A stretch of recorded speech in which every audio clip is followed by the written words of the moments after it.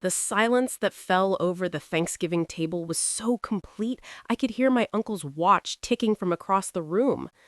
23 people, frozen mid-chew, staring at me like I'd just announced I was joining a cult.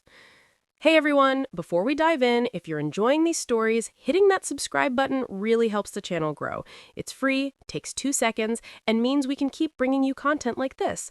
Thanks for your support. Now, let's get into it. My mom's face went through about 5 different expressions in 3 seconds. Confusion, disbelief, hurt, and finally landing on that particular shade of anger I knew all too well. "What did you just say?" she asked, her voice dangerously quiet. I took a sip of wine, buying myself a second to commit to the path I'd just chosen. My husband David squeezed my hand under the table. We'd talked about this moment for weeks, but nothing really prepares you for detonating a bomb at Thanksgiving dinner. I said I got married last month, October 14th. It was beautiful. Let me back up and explain how we got here. My sister Claire got engaged 2 years ago to her boyfriend Brandon. The announcement came at Christmas dinner. Brandon got down on one knee right there in the living room, my parents crying happy tears, everyone clapping. It was a whole production. I was happy for her, genuinely.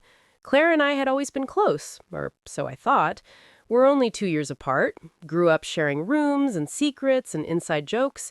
When she called me that night after the dinner, gushing about wedding plans, I was excited to help. "You'll be my maid of honor, right?" she asked. "Obviously," I said. "I'm already thinking about bachelorette party ideas." What I didn't know then was that Claire's engagement would become the only thing my family talked about for the next 2 years. I'm not exaggerating.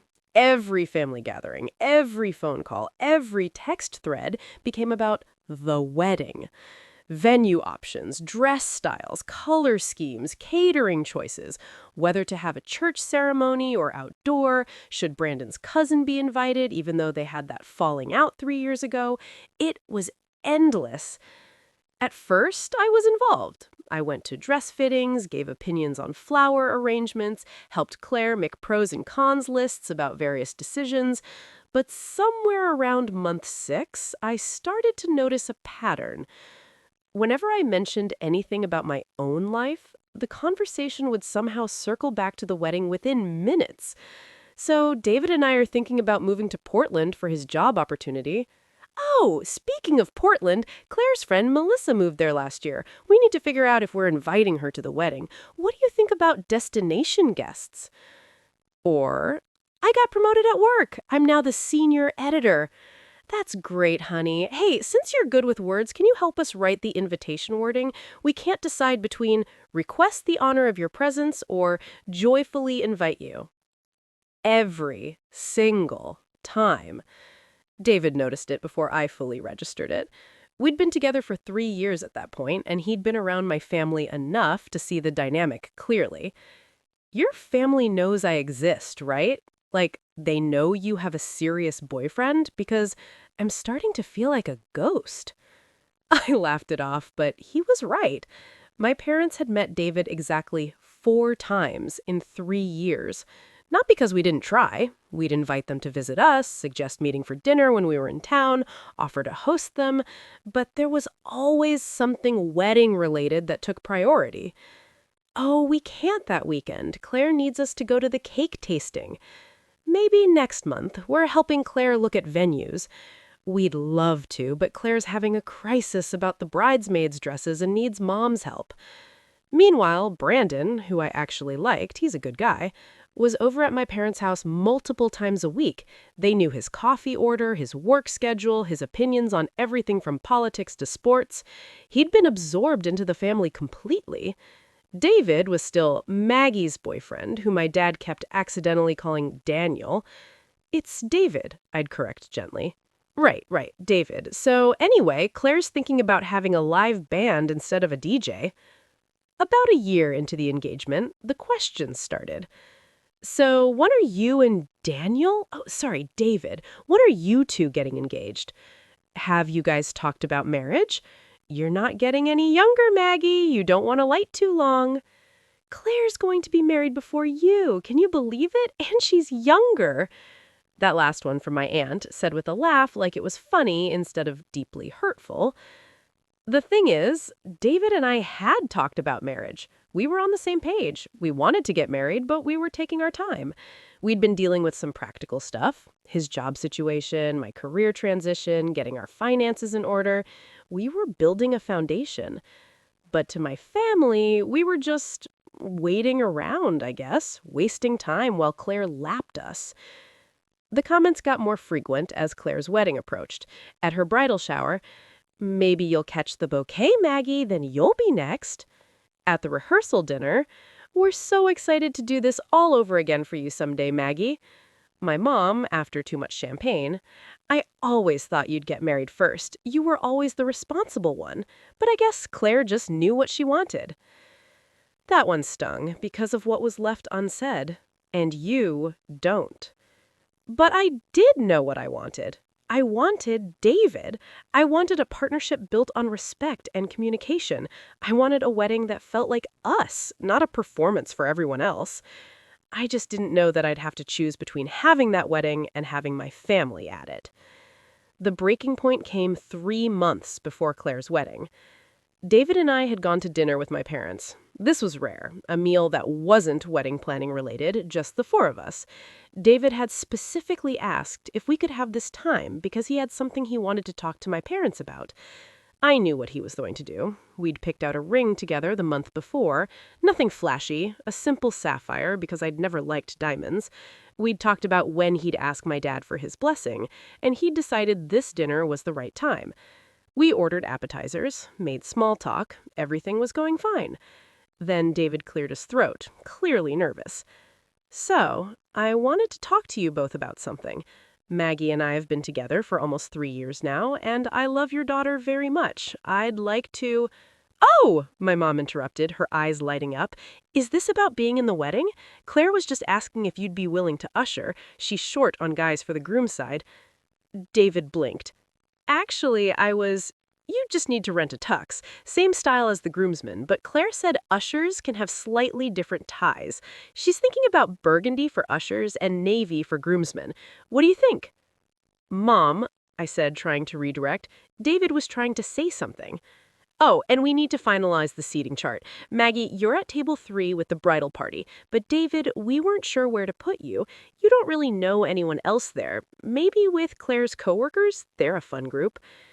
I watched David's face close off. That excited, nervous energy he'd had just drained away. "That's fine," he said quietly.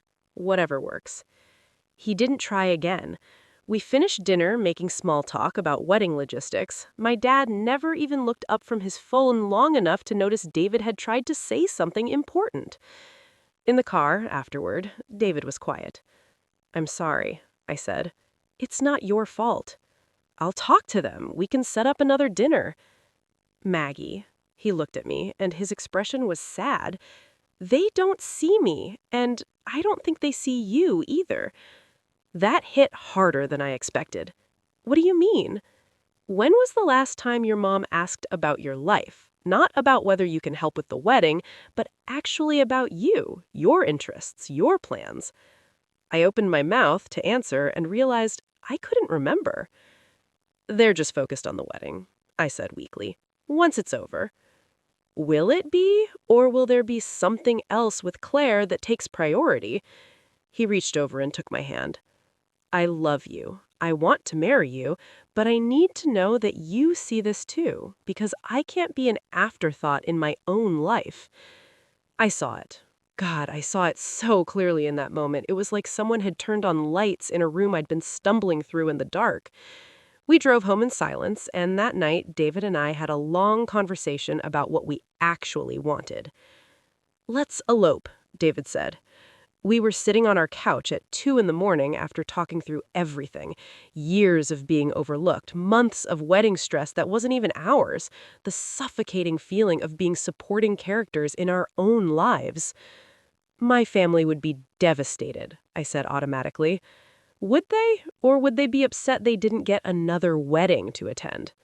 I didn't have an answer to that. We spent the next few weeks just thinking about it. Not planning, just imagining. What would a wedding that was completely ours look like? David wanted something outdoors, intimate. I wanted something meaningful without the pressure of performing for an audience. We both wanted something that felt real, not staged, not choreographed, not designed for photographs and other people's approval. The more we talked about it, the more a traditional wedding felt wrong. I'd seen what that looked like through Claire's planning, the stress, the family politics, the compromises on every detail, the astronomical cost. My parents had spent over $60,000 on Claire's wedding. The expectation would be similar for mine. But I didn't want that. I didn't want to spend a year planning an event where I'd be too anxious to enjoy the day. I didn't want to manage family drama and seating charts and worry about whether everyone was having a good time. I wanted to marry David. Everything else was just noise. What if we did it? I asked one night. Did what? Eloped. Really eloped. Just told everyone afterward. David sat up, suddenly serious. Are you sure? Your family would be upset either way, I finished. If we elope, they'll be hurt we didn't include them. If we have a wedding, I'll be hurt because it won't actually be about us. At least this way, we get what we want. He pulled me close. Okay, let's do it. We started planning in secret. It felt illicit and exciting. Picking a date, finding a location, booking an officiant. We decided on a small ceremony in a state park 3 hours away, just us and 2 close friends as witnesses. Nothing fancy. Intimate and honest. The date we chose was October 14th, 6 weeks before Claire's wedding.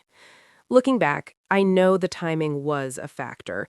Part of me, a petty, hurt part I'm not proud of, wanted to do this first, wanted to have something that was mine before I had to go be the supportive sister again. But mostly it was just that October 14th was a beautiful fall day. The park was available, and we were ready. We told exactly 4 people.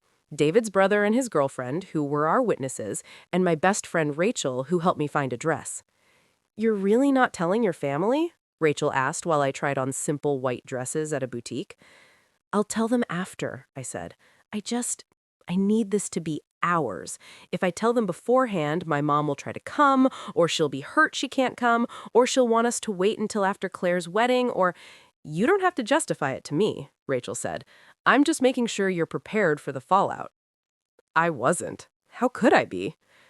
October 14th was perfect. The leaves were turning, the weather was crisp but not cold, and the light filtered through the trees in this golden way that made everything feel magical. David wore a simple navy suit. I wore a cream dress I'd found on sale. Nothing dramatic, just something that made me feel beautiful. Our friends stood with us as we said vows we'd written ourselves. David cried. I cried. We laughed and kissed and felt overwhelmingly, completely happy. We had dinner at a nice restaurant afterward, just the 4 of us. Champagne and good food, and the kind of easy conversation that comes with people who actually care about you. No seating charts, no family drama, no stress. It was the best day of my life. We took a week-long honeymoon to a cabin in the mountains. No service, no interruptions, just us. When we got back, we had the photos from our friends. Simple, beautiful shots of us laughing and kissing and looking at each other like we were the only people in the world. When do you want to tell people? David asked. After Claire's wedding, I said. I don't want to overshadow her day. He looked relieved. We both knew that revealing our marriage before Claire's wedding would cause an absolute explosion. This way, Claire got her moment and we could deal with my family afterward. We kept it quiet for 6 weeks. We wore our rings, but told anyone who noticed that they were just promise rings. We went to Claire's wedding and played our roles perfectly.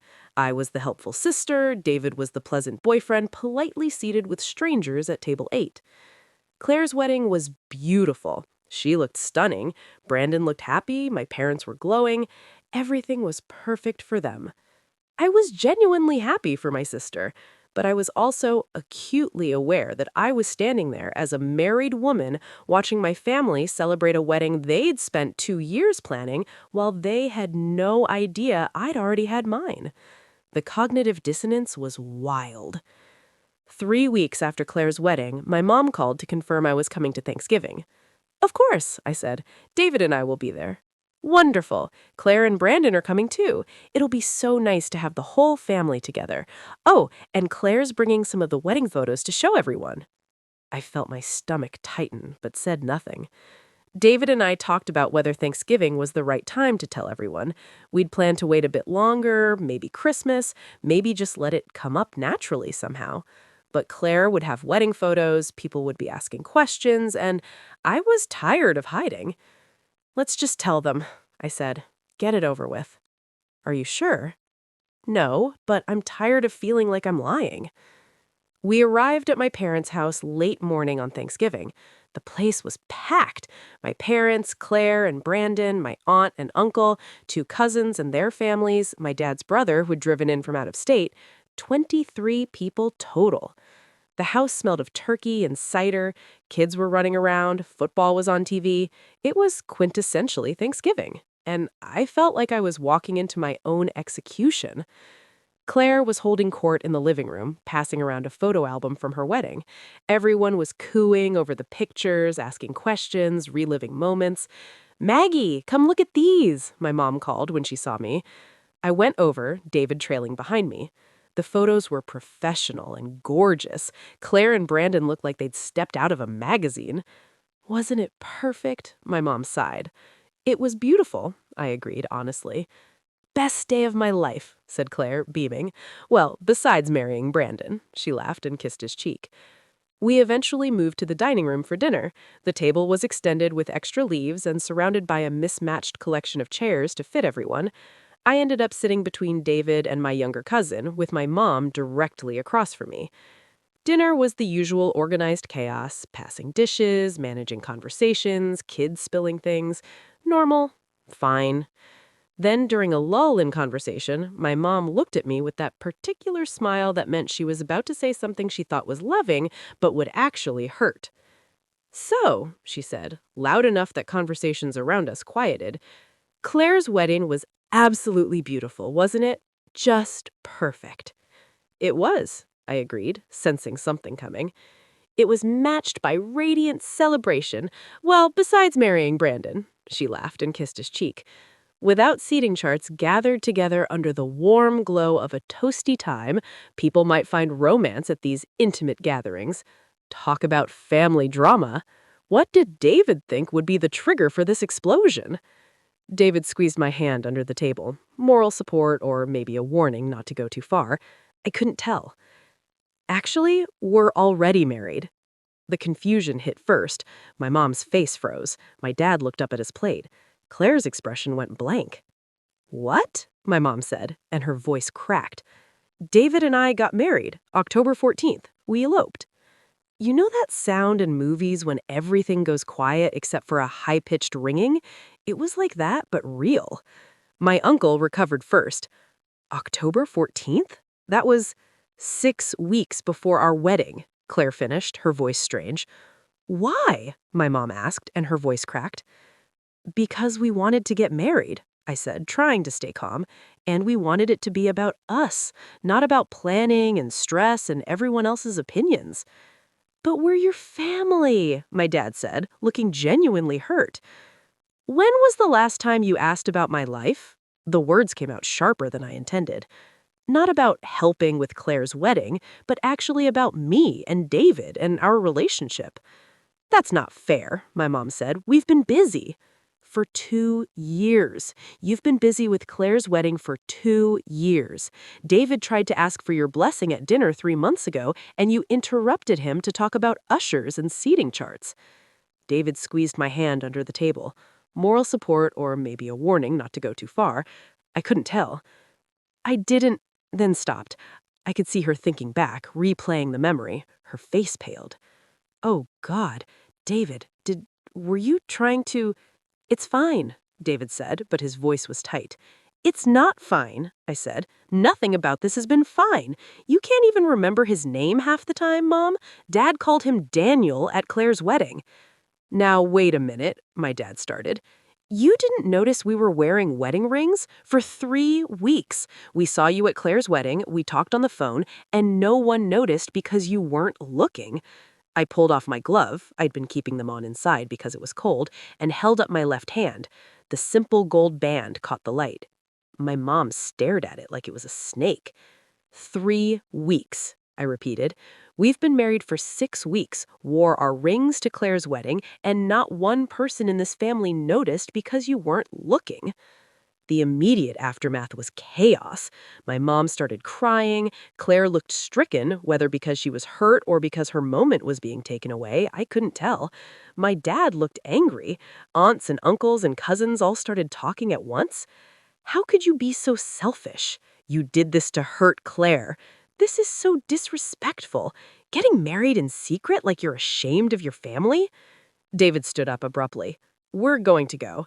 No, sit down, my dad commanded. We're going to talk about this. There's nothing to talk about, I said, standing too. We got married, we're happy, and we wanted our wedding to be about us, not about managing everyone else's feelings and expectations. But we're your family, my mom said again, like a broken record.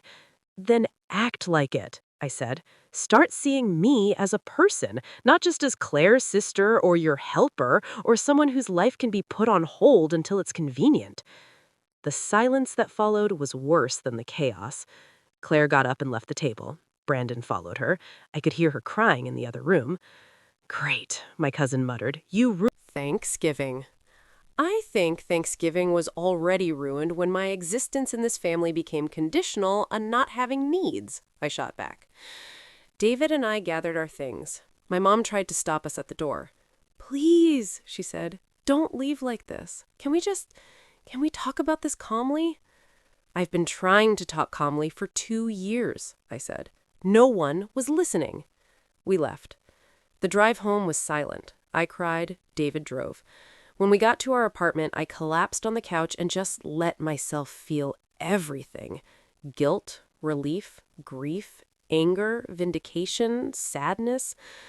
Did I do the right thing? I asked David. He sat next to me, pulling me close. You told the truth. That's always right, even when it's hard. My phone started blowing up around 8 p.m. Texts from family members, all with variations of the same message. How could you? So selfish. You ruined the holiday. Claire is devastated. Your mother is heartbroken. What is wrong with you? Only 3 people sent supportive messages. David's brother, congrats on the marriage and on finally standing up for yourself. Rachel, I'm proud of you. And surprisingly, Brandon, hey, I get it. Family stuff is complicated. Congrats on the wedding. The next few days were brutal. My mom called and texted constantly, alternating between anger and guilt trips. She sent me articles about how eloping damages family relationships. She forwarded me Claire's therapy bills. Claire had apparently been so upset she'd needed an emergency session. Claire sent one text. I can't believe you did this to me, on purpose, before my wedding. You're the most selfish person I've ever known. That one hurt the most because I hadn't done it to hurt her. The timing wasn't about her at all. It was about David and me being ready. But I could see how she'd interpret it that way. My dad sent a formal email saying he was deeply disappointed and needed time to process this betrayal of family trust. The rest of the family took sides. Some supported my parents and Claire, others stayed neutral. A few cousins reached out privately saying they understood, even if they couldn't say so publicly. David's family, meanwhile, was confused but supportive. His parents sent us a card congratulating us and saying they wished they could have been there but understood why we'd wanted something private. His mom called and said, "Families are complicated. Do what makes you happy." The contrast was stark. 2 weeks after Thanksgiving, Claire asked to meet for coffee. I almost said no. I wasn't ready. But David encouraged me to go, saying that at least hearing her out couldn't hurt more than things already did. Claire looked exhausted when I arrived at the coffee shop. We ordered drinks in awkward silence and sat down at a corner table. "Brandon made me come," she said finally. great start," I muttered. "No, I mean," she sighed. "He said I needed to actually listen to you instead of just being mad. So, I'm here. I'm listening." I didn't know where to start. "I didn't do it to hurt you." "Then why did you do it before my wedding? Why not after?" "Because October 14th was a perfect day. Because the park was available. Because David and I were ready." I met her eyes. "It genuinely had nothing to do with you." "But you knew it would look like—" "Like what? Like I was trying to steal your thunder?" I felt anger flare. "Claire, I didn't even tell anyone. I waited until after your wedding to say anything. How is that stealing your thunder? You still got married first. And that matters. Why?" I leaned forward. "Why does it matter who got married first? Why is that even a competition?" She was quiet for a long moment. "Because you're the older sister. You're supposed to, I don't know, do things first. Be the example. Not make me feel like I'm winning some race you didn't even want to run." That was so honest, it threw me. "What?" "You were always the responsible one, the one who had your shit together. When I got engaged and started planning this big wedding, part of me was excited because finally, I was doing something first, something big and important that was mine. And then you," she gestured helplessly. "I got married quietly and didn't tell anyone for weeks because I didn't want to make it about me," I finished. "Claire, I was trying not to overshadow you." "By lying about being married and my wedding?"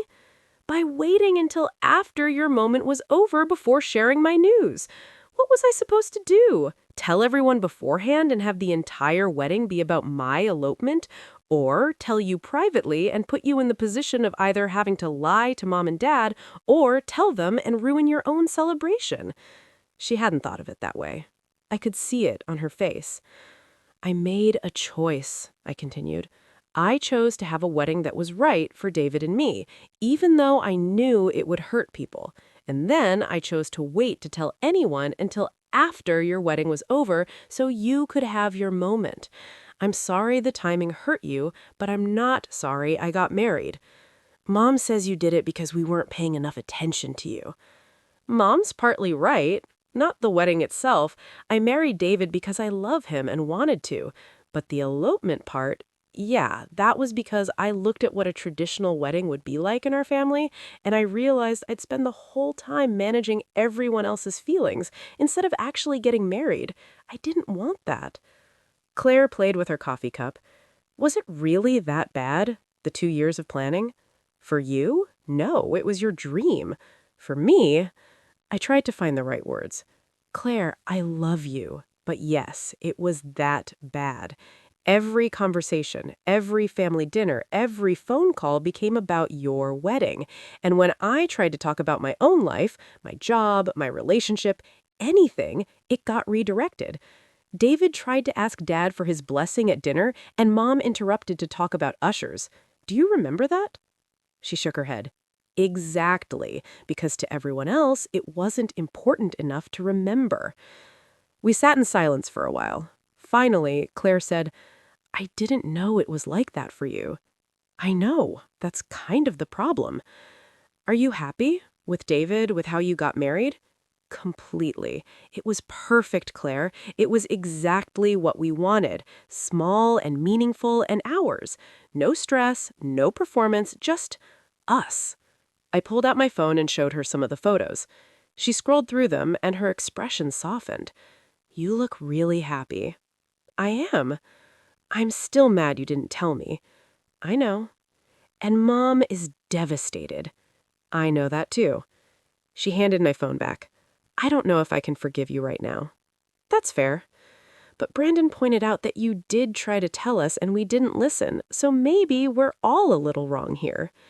It wasn't an apology, it wasn't an absolution, but it was something. It's been 6 months now. The family dynamics are still complicated. My mom and I are talking again, but there's a tension that wasn't there before.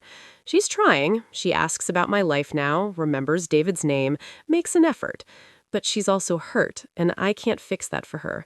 She made choices that led to this outcome, and part of healing means accepting that. My dad is slower to come around. He still thinks I disrespected the family. We're civil, but we're not close. Maybe we never were. Claire and I are rebuilding. It's slow. We got coffee again a few weeks ago, and she asked if I wanted to go dress shopping with her for a work event. It felt like an olive branch. We're not back to where we were. I don't know if we ever will be, but we're trying. Some extended family members still won't talk to me. Others have apologized, admitting they'd noticed how I was being overlooked but hadn't said anything. We didn't want to cause drama, my uncle said. The irony wasn't lost on me. David and I are happy. We celebrated our 6-month anniversary by going back to the park where we got married and having a picnic. We're talking about maybe having a small vow renewal in a few years and actually inviting people, but only if we want to, not because we feel obligated. The weirdest thing is how much lighter I feel. I didn't realize how much energy I was spending trying to make myself smaller, trying to manage everyone else's feelings, trying to be the good daughter and the supportive sister. Now that I've stopped, there's so much more room in my life for things that actually matter. I joined a book club, started pottery classes, applied for a promotion at work and got it. David and I are planning a real honeymoon this summer, 2 weeks in Greece. I'm learning what it feels like to prioritize my own happiness, and it turns out it feels pretty damn good. Do I regret how I told my family? Sometimes. I could have done it more gently, maybe privately instead of at Thanksgiving dinner. But honestly, I'm not sure it would have mattered. The hurt was always going to be there because the hurt wasn't really about the elopement. It was about years of accumulated resentment and being overlooked finally coming to the surface. Someone asked me recently if I'd do it differently if I could go back. The elopement? No, that was perfect. The timing of telling them? Maybe. But the actual getting married part, having a day that was completely about David and me and our commitment to each other, I wouldn't change a single thing. My mom asked last week if she could see the wedding photos. I sent them to her. She called me crying, happy tears this time. "You look so beautiful and so happy." I was. I am. I wish I could have been there. I know, Mom. But I'm glad you did what was right for you, even if it hurt me at the time.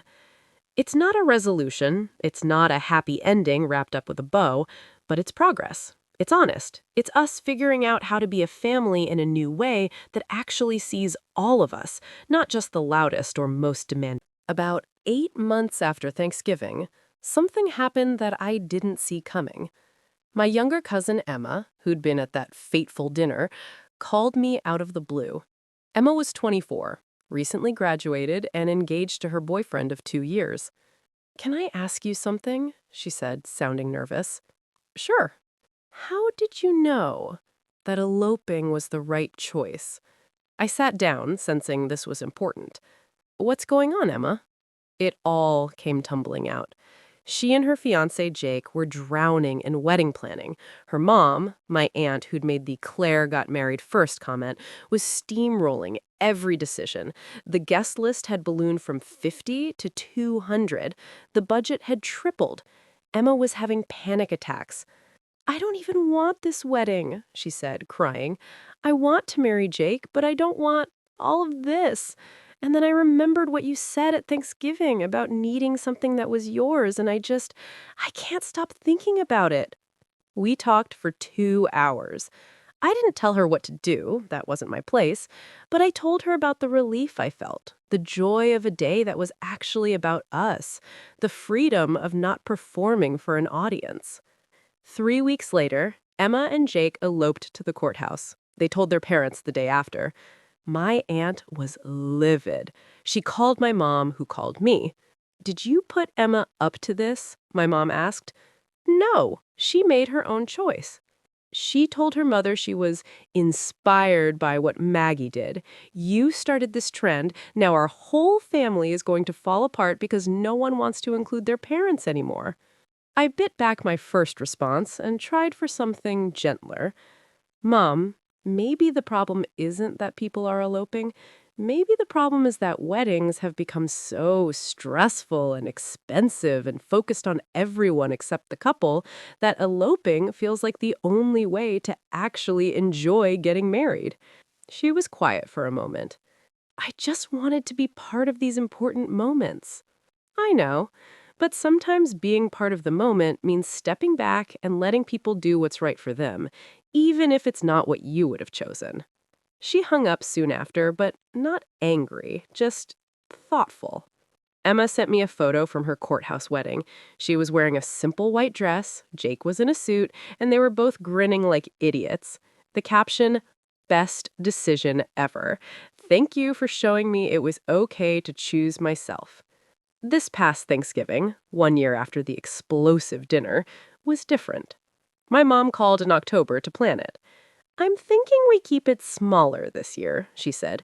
"Just immediate family, more intimate." That sounds nice. "And Maggie, I'd like to do something for you and David. A small celebration, if you'd be willing. I know I can't go back and be at your wedding, but I'd like to acknowledge it properly. Honor your marriage." I felt my throat tighten. "You don't have to." "I want to.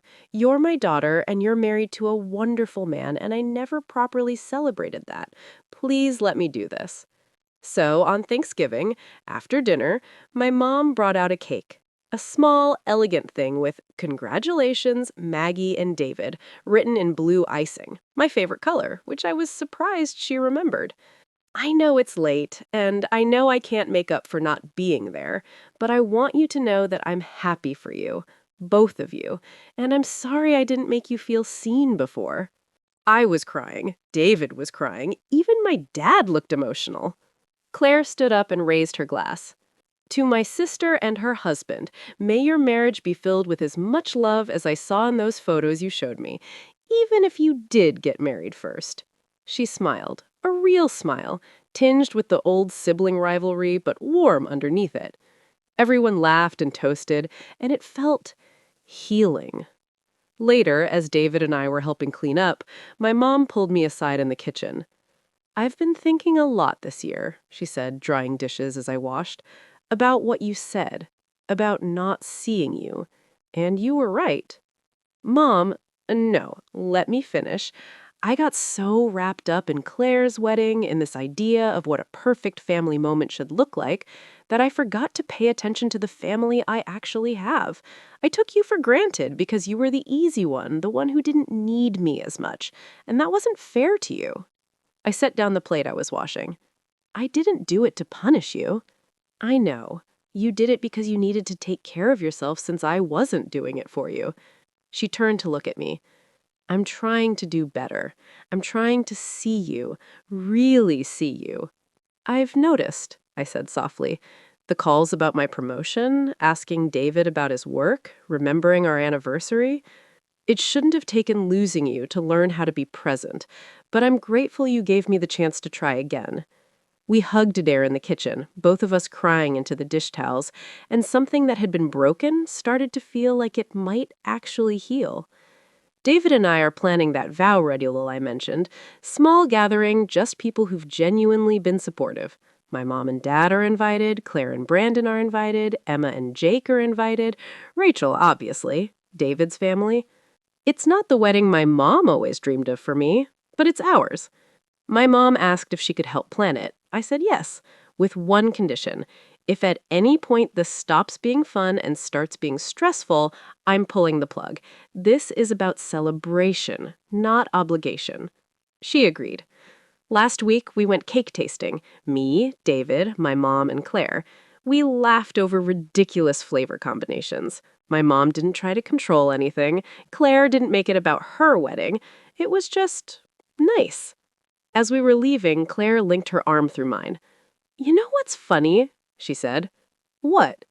"I spent 2 years planning a perfect wedding, and I barely remember the day because I was so stressed.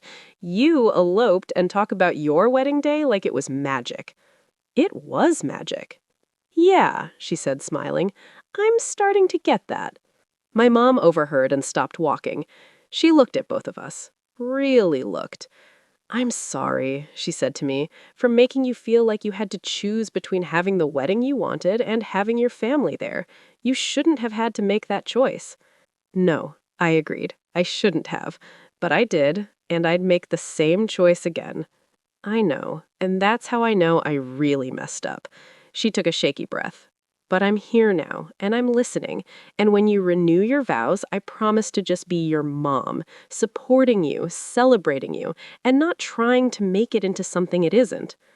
I hugged her there on the sidewalk, not caring that we were blocking traffic. Some stories don't get perfect endings. Some families don't fully heal. Some wounds leave scars that ache when it rains. But some stories get something better than perfect. They get real. My family isn't perfect now. We still stumble. We still hurt each other sometimes. But we're trying. We're seeing each other. We're learning that love isn't about grand gestures or perfect moments. It's about showing up even when it's uncomfortable. It's about choosing connection over comfort.